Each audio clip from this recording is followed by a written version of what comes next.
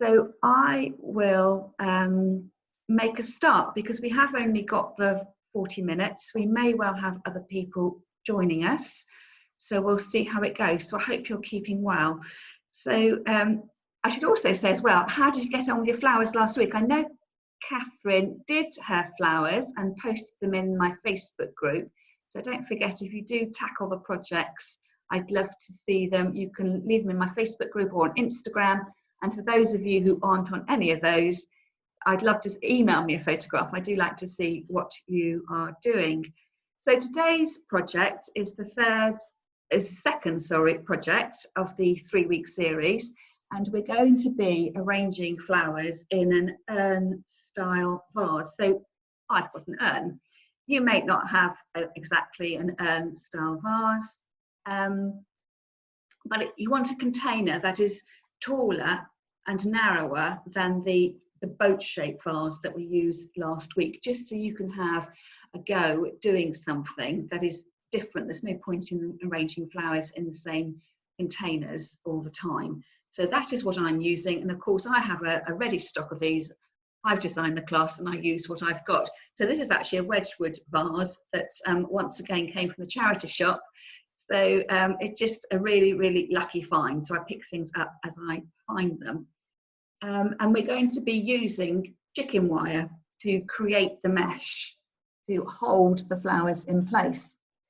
So for this, you're going to need some chicken wire. So after the class is finished, I will send you links to where you can buy bits and pieces from Amazon. And it may be, if you're a gardener, you might already have some of this chicken wire at home, or if you keep chickens.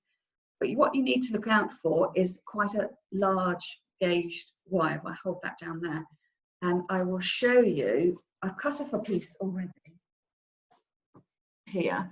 So if I hold it there, you should be able to see it. My wire has got about a 5 centimetre gauge on it. I think it's a slightly larger, but when I looked online last night, I could only find 5 centimetre or a much smaller one that was about 2 centimetres. You don't want the really small gauge, because when you come to work with your wire, it'll crush up slightly and then you'll have nowhere to put your flowers. So you need to start with quite a wide gauge. And if you can't get, this is quite expensive. I think I paid something like £25–30 for a roll. Obviously a roll will last you forever.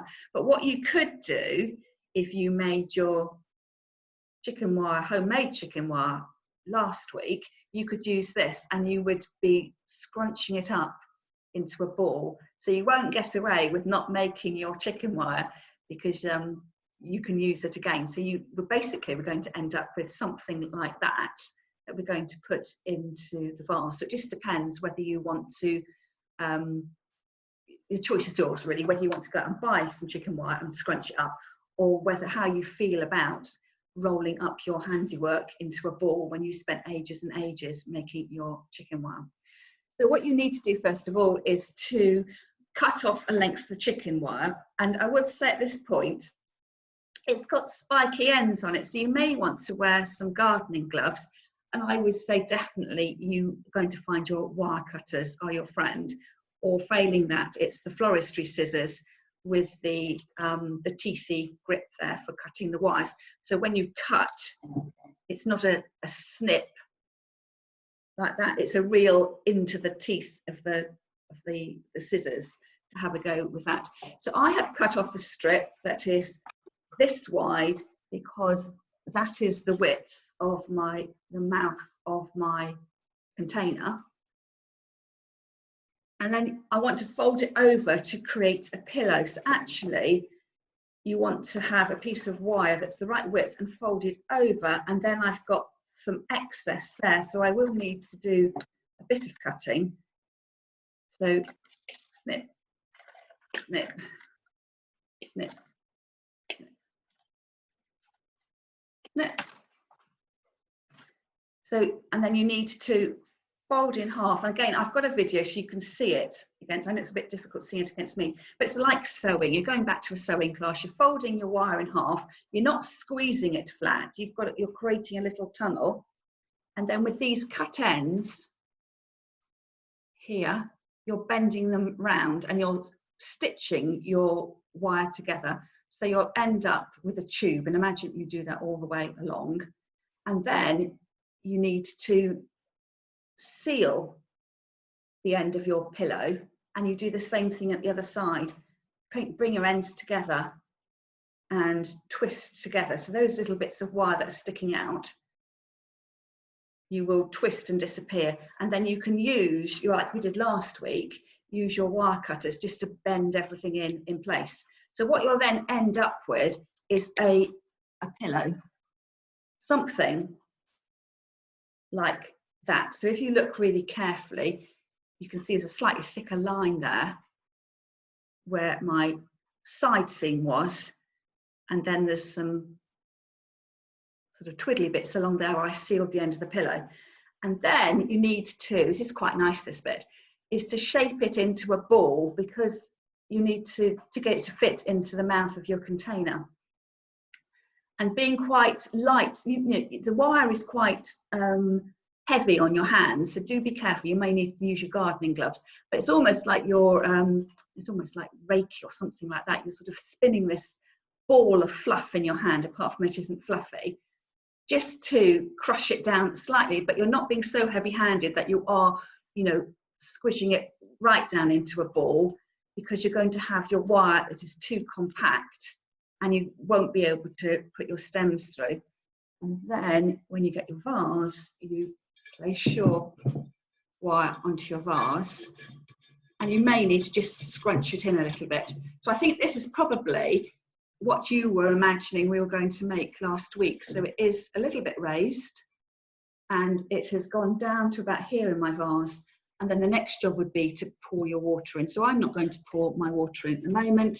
I'm going to push you away so you can see how I would add my flowers in. This is going to be, I have done the full length video for you.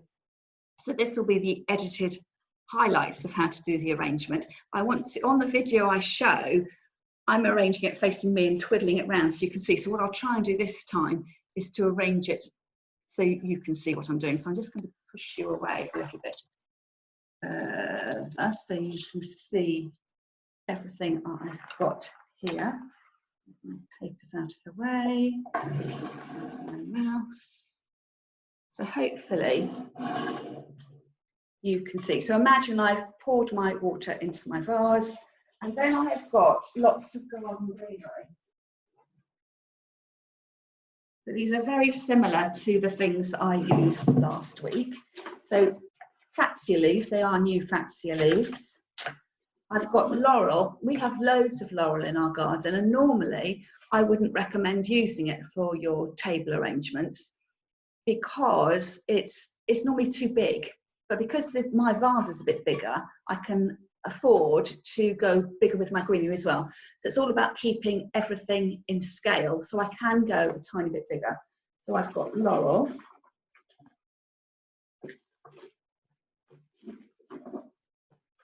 And some ivy trails.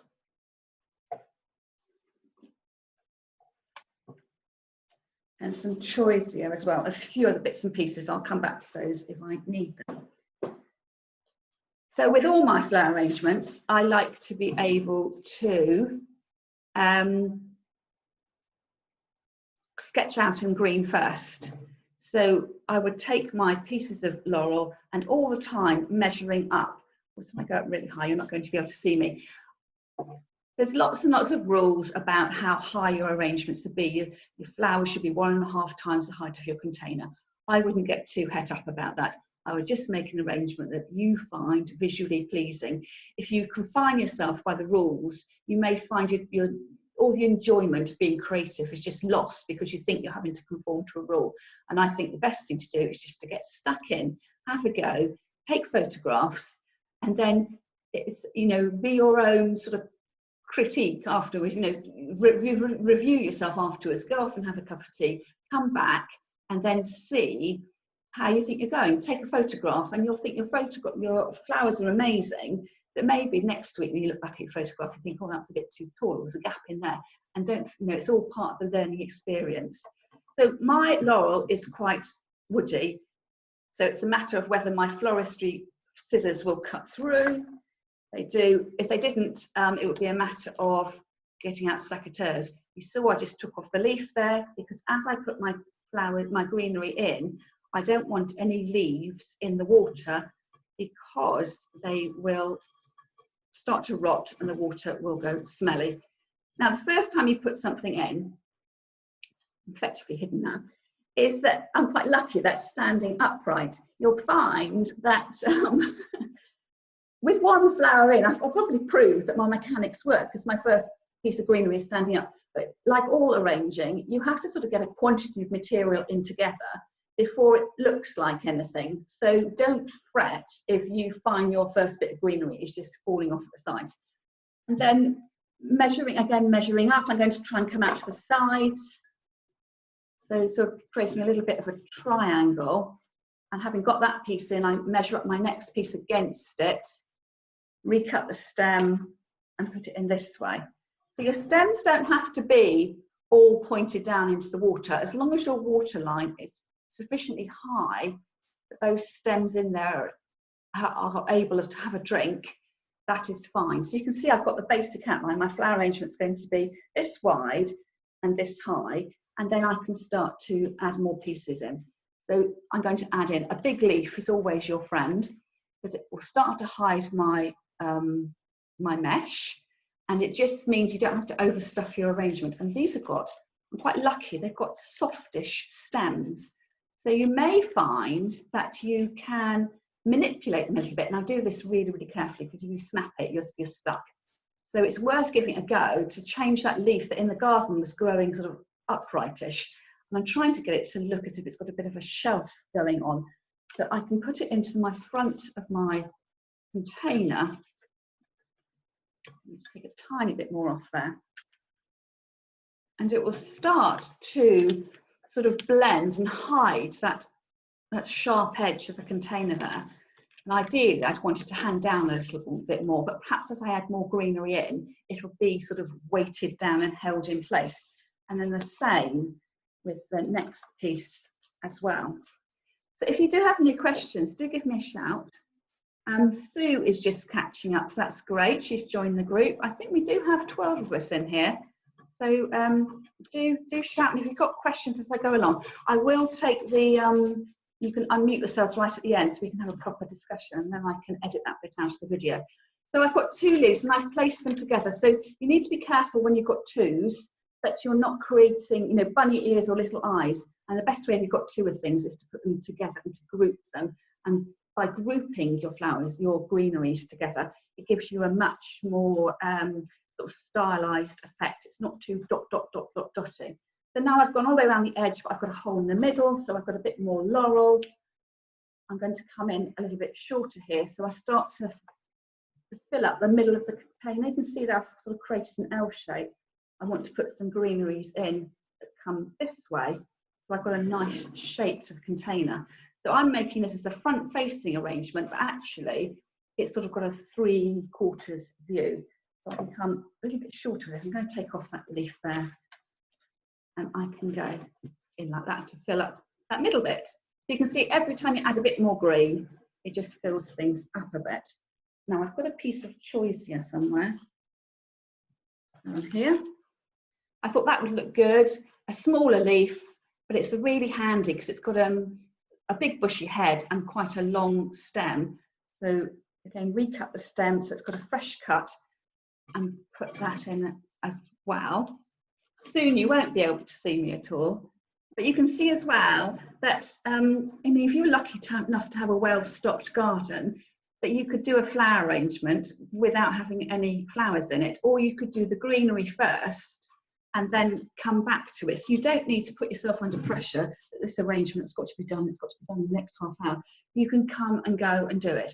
And what I would be doing if I was at home, obviously, I'll be arranging it towards me and then having that opportunity to have a good old look at it. So you've got a better view than I have at the moment. And then with my bits of ivy, I thought it'd be quite nice. We've got the bigger leaves there to perhaps have something trailing off at the sides. So with the ivy, you just need to remember with your ivy, which way is the cut end? So that it looks like it's a double-ended piece of greenery. So take the leaves off the true cut end, the end that was growing. So you want this clean stem here. I'm going to group my ivy together so it comes out in a nice big bunch. Recut the stems, and I can feed those in on that edge there. And again, just making sure they're properly reaching the water. And that just gives a sort of lightness of flow.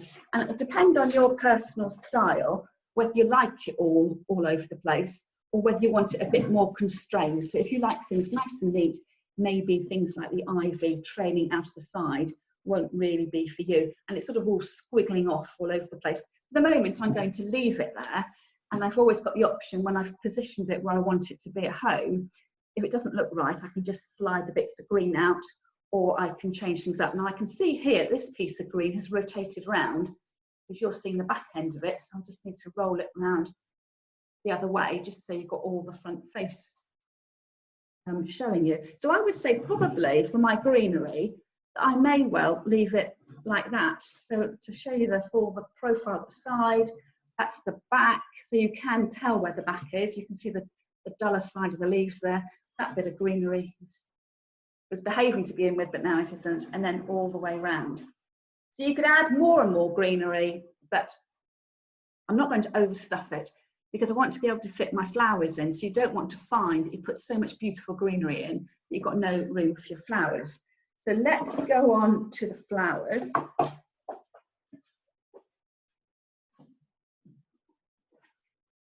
So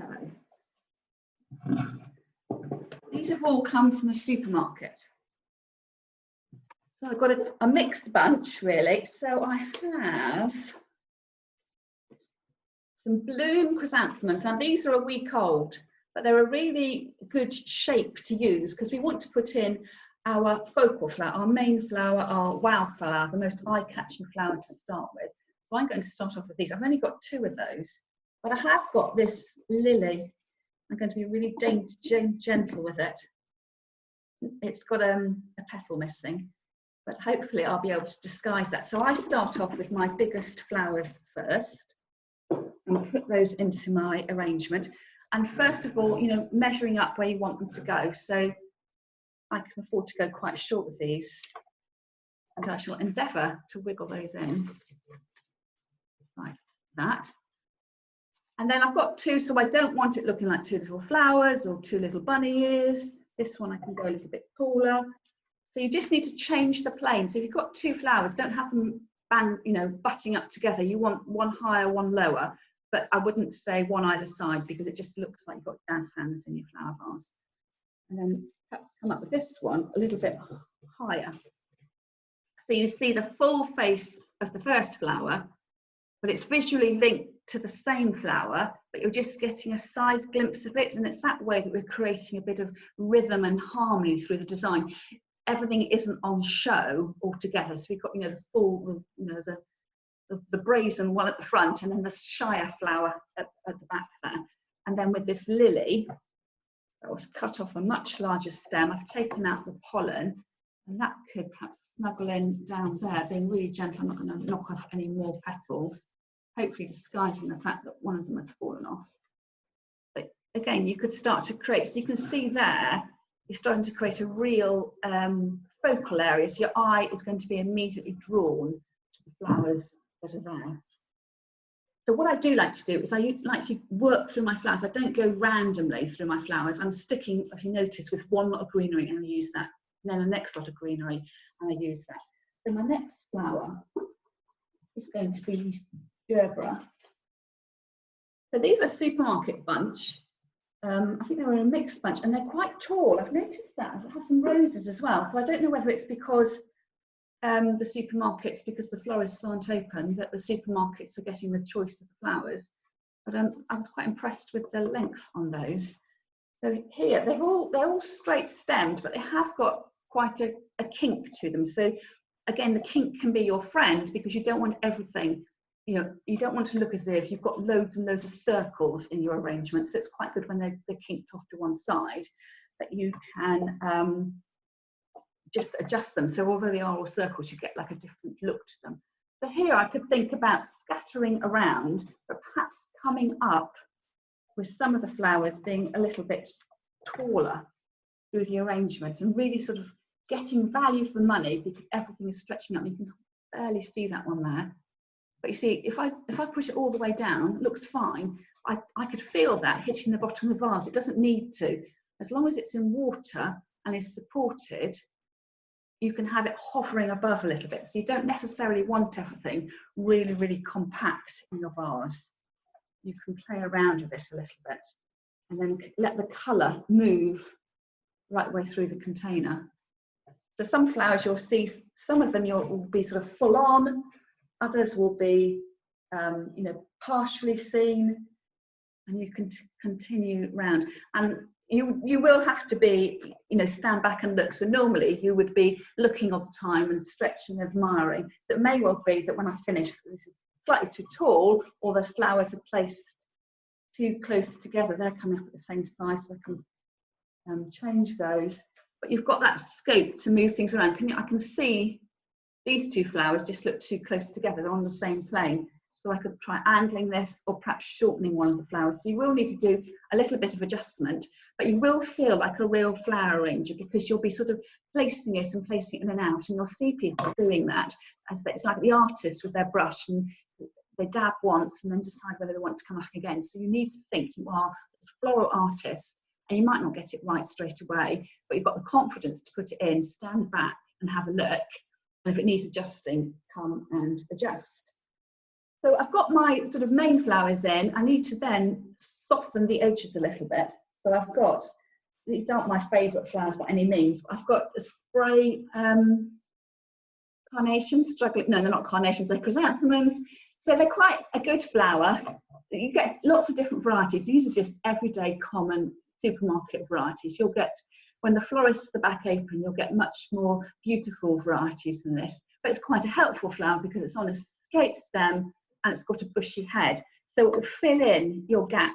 So where you find that you've got, you know, something here and then the next flower is around here, it'll fill in anything that looks really green and looks like it's got a, you know, a hole there. So you can come back in and fill round. So there's something at the back here.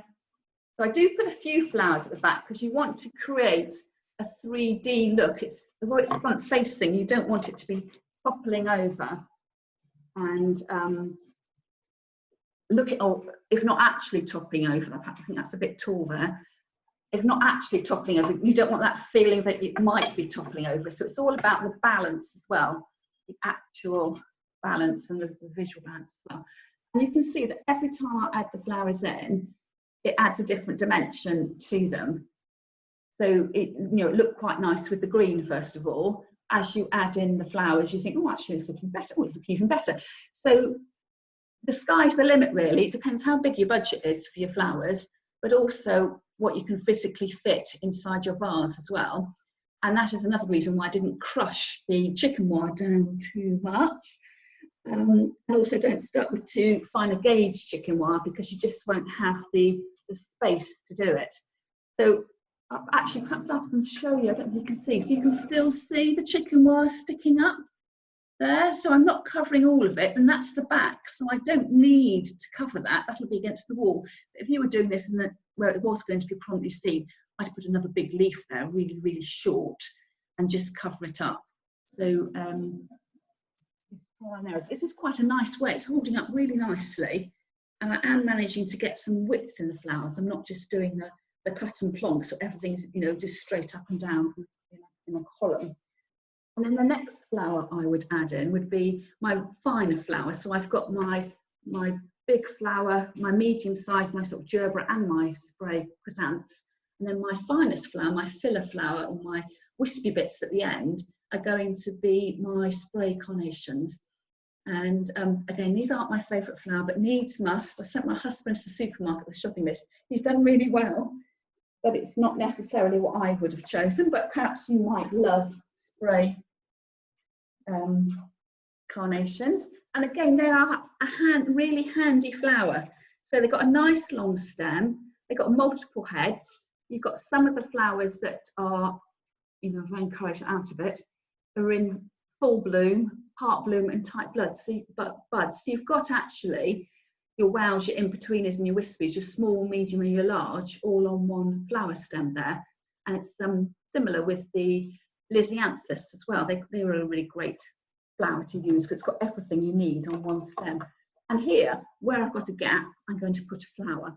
So again, guided by the screen I can see in front of me, I shall go through and put those flowers in, including a few in the back, just so you can get a glimpse of them in the back. And carry on. So, oops, nearly got you in the eye there. Just trying to be careful with that lily. You know, is that looking a bit too dangerous coming out there? It's probably a bit too far. So I can wiggle it down. And you'll find as you put your stems in, they don't always slide in neatly. So you may need to hold your flower stem and give it a bit of a corkscrew rotation. You don't want to be too heavy-handed though. But equally, you need your flowers to go where you want them to go. So that's probably where I would leave it. So it's quite full. You can see the focal area here with the lily there, and then you can see that it's got a nice sort of solid centre, but it's got some movement as well. So we're always after a bit of natural movement, and this is where the waftiness of the ivy comes in, and the sort of slight movement of the smaller spray carnations at the end. So I would say it's a really classic arrangement, and I whiz that up in a little over 20 minutes. So it shouldn't take you too long to do. So I'm just going to have a look at your questions, and then we will take you off mute and see what you're going to do. Joan, you're saying, how high is my container? It's about elbow to wrist height, so what that makes it about 30 centimeters high, I think. And yes, it is a front-facing design, but it's all front-facing designs need to be a sort of 3/4 round, because you never approach your arrangement actually from the front. You're always going to get a bit of a side view as well. It's okay to have the flowers touching. There is that adage that you leave space for the butterflies. Well, my space would be these little bits around here. If you haven't got as many flowers as I've got, you can space them out a bit more, but a lot of this is personal style and preference. So you will see when you look through books that some arrangements are, you know, very much like the Dutch still lifes, and they're just stuffed with every flower going and very little greenery, and others will be sparser. So it's entirely up to you. You will become more and more confident with what you want to do, and it's a, you know, a way of experimenting. So as long as the flowers live and you are happy with them, you can see here I'm always messing around with them.